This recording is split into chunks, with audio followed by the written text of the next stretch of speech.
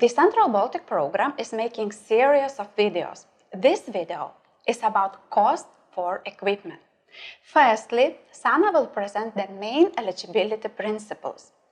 Then, through concrete cases and questions presented by me, she will explain how to report equipment depending on its category: full cost, depreciation, or pro rata. Then she also explains how to ensure audit trail and answer other most common questions which we receive from projects. Per definition, this budget line includes expenditure of equipment. The equipment can be purchased, rented, or leased by a project partner organization. There are two categories of equipment. Project equipment that refers to tools and devices purchased or already in possession of a project partner, which are necessary for the daily work of the project staff or needed for carrying out specific project activities, usually laptops and mobile phones. Then we have equipment which is part of investment, for example, technical equipment or solution. The term investment here refers to an output or a result of project activities. The investments also remain in use when the project is finalized. For the reporting, it makes a significant difference to which category an equipment belongs to. Before we go to details in reporting, I will present the general eligibility principles. First, cost of equipment are eligible only if they are planned for and approved in the application form, and they are necessary to achieve objectives of the project. Second, public procurement rules and the requirement for price comparison is applied by all partners. For project equipment, the cost is reported either as a full cost, depreciation, or pro rata. In the case of equipment which is part of an investment, full cost is eligible when the purchase is according to the application form. For this type of equipment, the publicity requirements, meaning logos and reference to EU financing, must be followed. It's good to bear in mind that consumables related to office equipment, such as paper, tuners, are covered by the Office and Administration flat rate and should not be reported as equipment costs. Before we go to the audit trail requirements, could you explain different options for reporting cost of project equipment?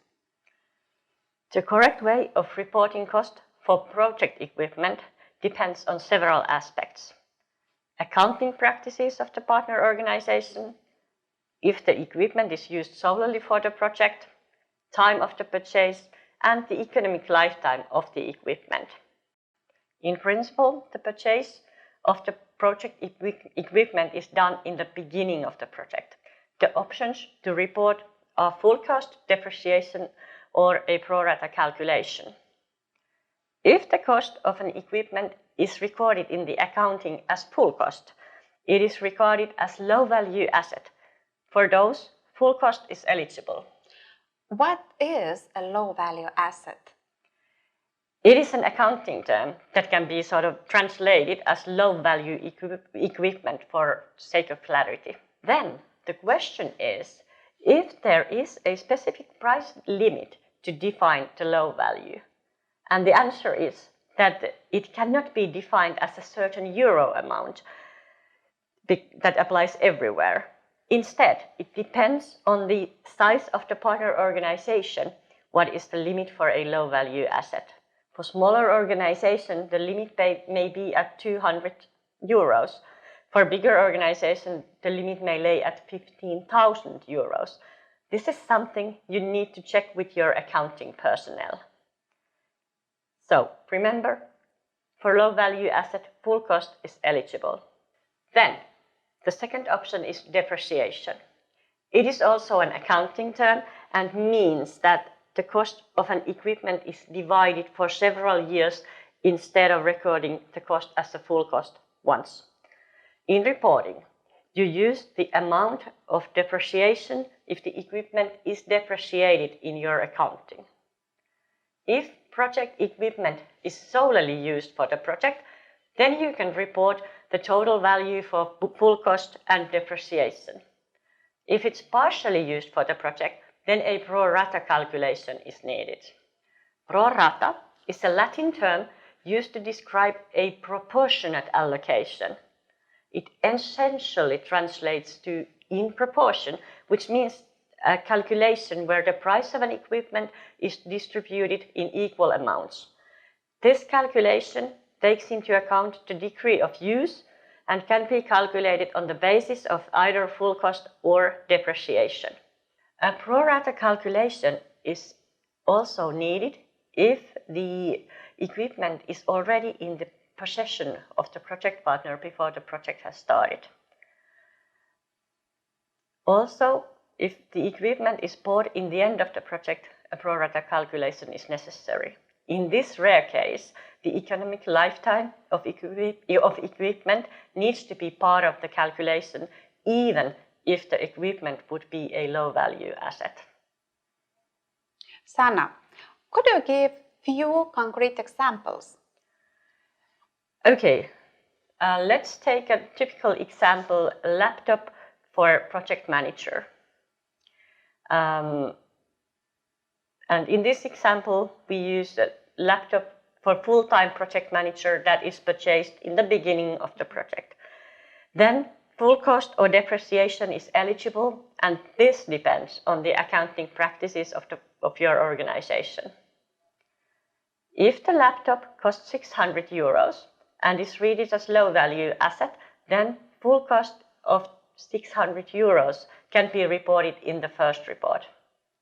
If the laptop has a depreciation scheme based on economic lifetime of 3 years, the yearly cost would be 200 euros. Then you can report 200 euros each year when the depreciation is recorded in the project cost center. If the project runs for 3 years, it's possible that by the end of the project, a full amount is reported. If the depreciation plan is longer than the project duration, only the value of the depreciation incurred during the project time can be reported. For example, for small projects with the maximum duration of 2 years, you could report the depreciation amount 200 euros twice. If a staff member who works 50% for the project uses the laptop also for other tasks, consequently only 50% of the equipment cost can be reported. If the pro rata calculation is based on full cost, then 300 euros can be reported in the first report. In case the pro rata calculation is based on depreciation, the yearly amount would be 100 euros. Thank you. It was very detailed explanation. I think now it's time to the audit trail requirements. Audit trail documentation for equipment include evidence of the procurement process, announcement, selection, award in line with the national procurement rules or EU procurement rules, depending on the amount of the contract, or a price comparison. Then, paid invoice. In case of depreciation or pro rata calculation, a supporting document having equivalent property value to invoice is needed. And then also calculation scheme of depreciation and pro rata. And then also proof of payment. One question quite often received from project partners: are changes in plant equipment possible? As a general rule, the nature and intended use of equipment, as well as the number of equipment listed in the application form, is binding. If any change is needed for the list of equipment that is in the application form, you need to get it approved by the program beforehand. New equipment will be approved by the program only when it is necessary to implement the planned project activities. For example, if you have planned 2 computers and there are some savings, you cannot buy one more equipment. Along the same line, you cannot buy a mobile phone instead of the planned computer. Sanna, where purchase of a mobile telephone should be reported? Under equipment budget line or office and administration budget line? If the mobile phone is bought as a package, including the phone and service in one monthly fee, the cost falls under Office and Administration flat rate. But if you buy a phone device separately, then it's reported in the budget line equipment. To summarize, the list of equipment planned in the application form is binding. There are two different categories of equipment and different methods on how to report the cost. Equipment, which is part of investment, then full cost is eligible, and project equipment.